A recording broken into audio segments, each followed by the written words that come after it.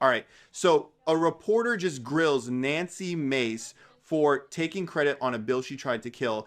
And in this video, you're going to see her spin, deflect, and straight up lash out when confronted with the truth about her own voting record. It's uncomfortable, it's revealing, and it's everything wrong with GOP hypocrisy in one messy clip. Let's watch the full clip and then I'll give you my thoughts at the end. No, in the back. Okay. Good to see you too. Congratulations. Oh, we'll get let's get the police lights out of the shot. Sorry, we're gonna hold this way just a little bit. That's okay. How are you? It feels a lot better in here now without the people, right? I was sweating. I was literally sweating. Okay, same. Underneath my hair, it's curly right now. So, to start with, this was a town hall, but definitely a town hall for your gubernatorial campaign. Absolutely. Can your constituents in your district expect to have the same? I've had 4 town halls already this year in my district with my federal office, and I'll continue to have town halls. I usually have over a dozen town halls a year in district. So these are in addition to all the other town halls I've already done for years in South Carolina. Do you plan to have any during this recess? This recess, I'm traveling the state, going to different counties. So I think our next one is in Rock Hill, and then we're doing Greenville in my run for governor. But none, so all these are outside of your district? I have done 4 town halls this year.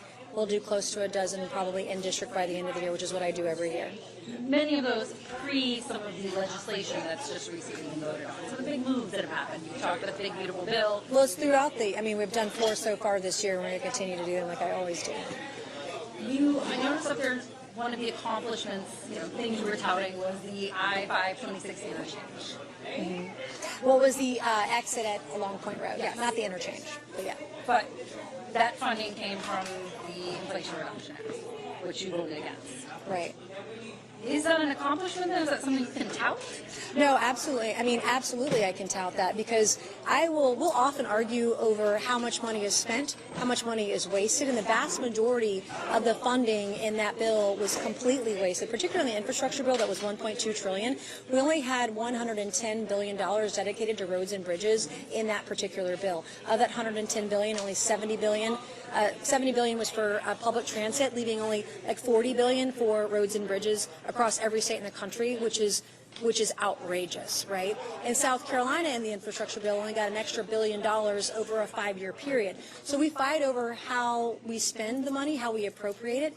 But once the appropriations happen, I'm going to make sure that South Carolina, that we get our fair share, because that money's getting spent, and our tax dollars in South Carolina are equal to anybody else's in California, New York, Tennessee, anywhere else, North Carolina. We deserve that too. So just because we disagree on how the money's spent means we shouldn't get money for our roads and bridges. Isn't that kind of hypocritical? That's ironic. I think I'm more asking, so you do agree then if you think it's okay for politicians who don't vote for them federal to government, take credit for... It's literally our job to make sure that our states get the appropriations that they need when the money is assigned and spent, and grant funding. Anybody, even when they vote against it. I vote against almost every spending bill I've ever had before me because of the wasteful spending. This government has spent money on transgender surgeries for kids.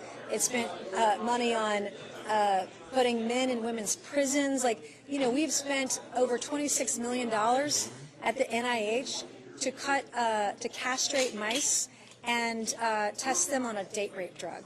So I, of course, would vote against a bill that did something outrageous like that, but when there's money being appropriated by the federal government, it is literally our job to make sure that we help organizations, government entities, state and local, get those appropriations by supporting them with letters of support, and that's what my office says. That's literally part of the job of being a member of Congress, so maybe you're confused. Okay. You're very confused. And you're a raging Democrat, so raging leftist with that kind of questioning. And I would say as a woman, you might want to think about how you view other women and how you treat other women, the way that you question them, because women are going to lead this country off the brink, and conservative women. The first female president of this country is going to be a conservative woman, not some liberal like you. Okay, again, just a question about the bill, whether you voted for it or not, and what you were touting. This is literally the job of a member of Congress. You might want to look up what a member of Congress does, and maybe read the Constitution next time before asking me such a question. Okay. 5 times over. just looking for clarification in the question. You clearly need it. Okay. Pick up a Constitution and read it. All right. Your You were last one of question. you were one of the Make it good. you were one of the few Republicans who did vote to release the Epstein files. This is Yes. something that you have talked about, that you're very passionate about. Yes, deeply. Victims' rights, things like 100%. that. Do you still have confidence then in Pam Bondi and Kash Patel? I have great confidence in President Trump and his administration. And President Trump said he wanted files released. He said he wanted transcripts released from the grand jury.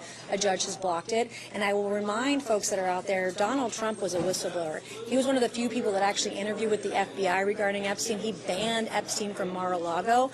And as a victims' rights advocate, as a survivor, I am going to lay down my life for women and kids and victims everywhere, even if it costs me my career. So I voted to release the Epstein files. I'm a co-sponsor of the bill to release the files, and I will sign the discharge petition when it comes before the House of Representatives in September when we get back from recess. Do you still have confidence in Kash Patel and Pam Bondi? I answered the question earlier, and I said I've got great confidence in President Trump and his administration. I answered your question twice now. All right. Thank you very much. I appreciate your time. Thank you.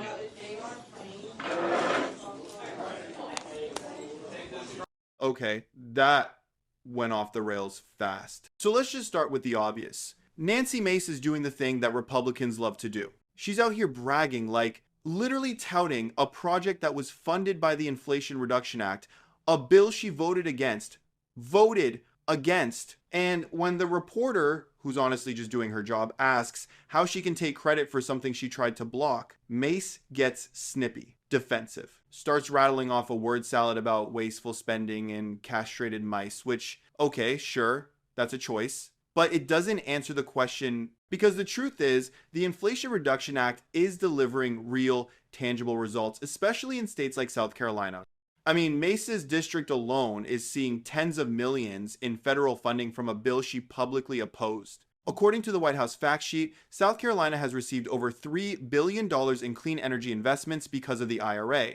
Her district got new electric transit funding. She shows up, takes photos, smiles with a check, and just hopes no one remembers that she called the bill wasteful nonsense a few months ago. It's like, do you want to govern?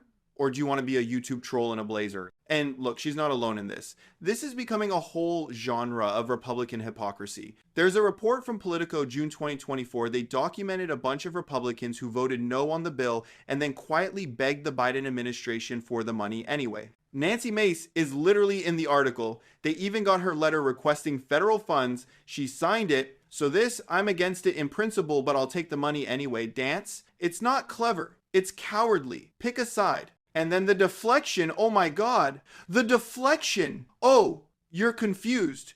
You must be a raging Democrat. Read the Constitution.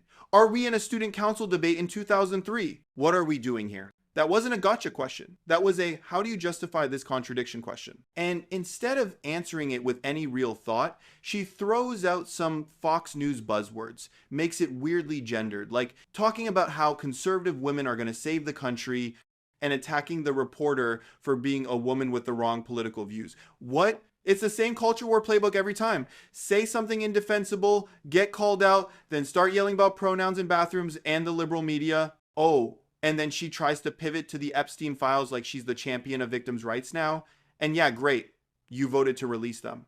But she literally didn't do that back when it mattered. She only started pushing that bill after it became politically safe. And now she wants applause for that? Let's not pretend she's some fearless whistleblower. She endorsed Trump, the same Trump who was literally friends with Epstein for years. She's sitting there praising him like he's some kind of feminist ally. Girl, come on. Also, Trump being a whistleblower? What? He didn't blow any whistles. He was banned from Mar-a-Lago because he made someone uncomfortable. That's not exactly a Medal of Honor moment. So yeah, the whole thing was just transparent. Like, she got cornered with facts and tried to spin her way out using sound bites, insults, and whatever talking points she could remember from CPAC. At the end of the day, Nancy Mace wants to be seen as both a rebel and a pragmatist. But you don't get to posture against federal spending and pose for the ribbon-cutting ceremony when the money shows up. That's not leadership, that's branding. Let me know your thoughts in the comments. While you're down there, hit the like button and subscribe. I appreciate you guys, and I'll see you in the next one.